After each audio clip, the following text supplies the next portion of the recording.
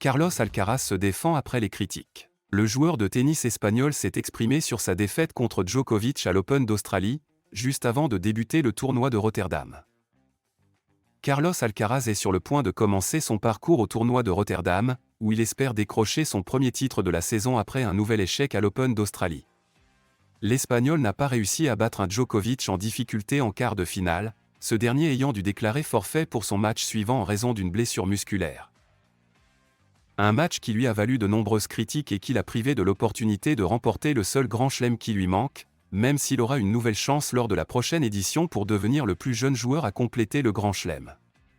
Cependant, avant de faire ses débuts à Rotterdam, le numéro 3 mondial a voulu répondre aux commentaires mettant en doute ses performances.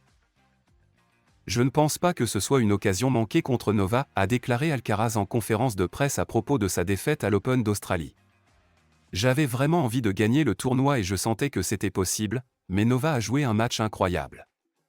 L'affronter en quart de finale d'un grand chelem est l'un des pires scénarios. C'était un très bon match. J'ai essayé d'en tirer des enseignements positifs, et maintenant je me tourne vers l'avenir », a expliqué le joueur de Murcie, reconnaissant que le Serbe est toujours un adversaire redoutable et qu'il n'y a pas lieu de trop s'attarder sur cette défaite. Carlos Alcaraz face à plusieurs défis à Rotterdam. Désormais, pour prouver une fois de plus qu'il fait partie des meilleurs joueurs de tennis du moment et pour faire taire les critiques, il devra surmonter plusieurs obstacles dans ce tournoi ATP. Le tournoi se joue sur une surface en indoor, qui n'est pas particulièrement favorable pour l'Espagnol. Il a déjà éprouvé des difficultés sur les cours en intérieur, notamment lors du Master 1000 de Paris et lors de la Coupe Davis l'an dernier. De plus, son premier adversaire sera Botic van de Zandschulp, l'un des membres de l'équipe néerlandaise qui a éliminé l'Espagne de la Coupe Davis. Van de Zandschulp l'a également battu à l'US Open, l'empêchant de se battre pour le titre finalement remporté par Jannik Sinner. Un autre obstacle est le rhume qui l'affecte actuellement, provoquant des vertiges et des difficultés respiratoires pendant ses matchs, comme cela s'était déjà produit lors des ATP finales. Ce sont les défis que Carlito devra relever s'il veut soulever le trophée en tant que favori et faire taire les critiques une bonne fois pour toutes. Carlos Alcaraz subit un premier revers à Rotterdam. Le joueur espagnol a connu un contretemps à son arrivée à Rotterdam, un tournoi qu'il avait autrefois snobé et auquel il avait choisi de ne pas participer ces dernières années. Carlos Alcaraz n'a pas eu de chance lors de son retour sur le circuit ATP après l'Open d'Australie. Bien qu'il soit tête de série numéro 1, le tirage au sort ne lui a pas été favorable, et il devra faire son entrée contre un adversaire qu'il avait battu sèchement lors du dernier US Open, Botic van de Zandschulp, qui jouera à domicile. S'il passe ce premier test, il pourrait affronter dès le deuxième tour l'un des joueurs les plus en forme du moment, Félix Auger-Aliassime, qui dispute ce dimanche sa deuxième finale de l'année à l'Open Sud de France à Montpellier contre Aleksandar Kovačević. Mais ce ne sont pas les seuls obstacles pour l'Espagnol.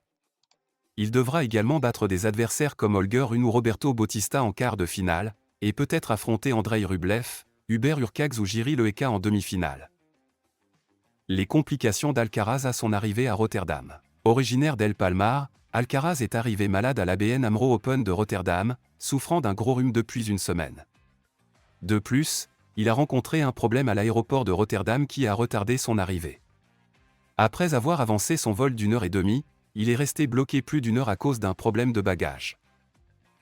Comme il s'agit de la star du tournoi, les organisateurs avaient prévu une voiture officielle pour l'emmener à son hôtel et ont tenté de compenser ses désagréments avec une série de cadeaux offerts par l'ambassadeur du tournoi, Jean Kohyman. Alcaraz est non seulement le joueur phare après le forfait de Jannik Sinner, mais il revient aussi dans un tournoi qui, par le passé, ne lui avait pas accordé d'invitation. Selon le directeur de l'ATP Rotterdam et ancien champion de Wimbledon, Richard Krajicek, Alcaraz avait demandé une wildcard en 2021, mais sa demande avait été refusée.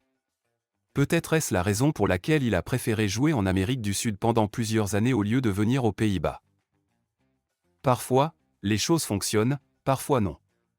En 2021, Alcaraz a demandé une wildcard pour jouer à Rotterdam. J'ai préféré la donner à Andy Murray, a déclaré Krajicek.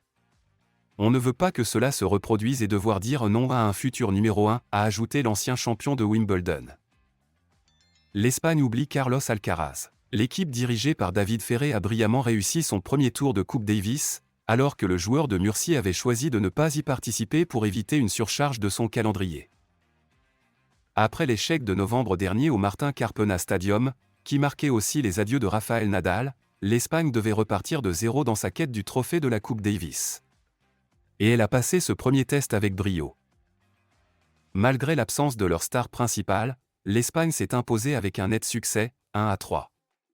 Pedro Martinez et Jaume Munar ont assuré la victoire en double avec un score parfait de 3-0, tandis que Martin Landalus a perdu son match contre Rémi Bartola.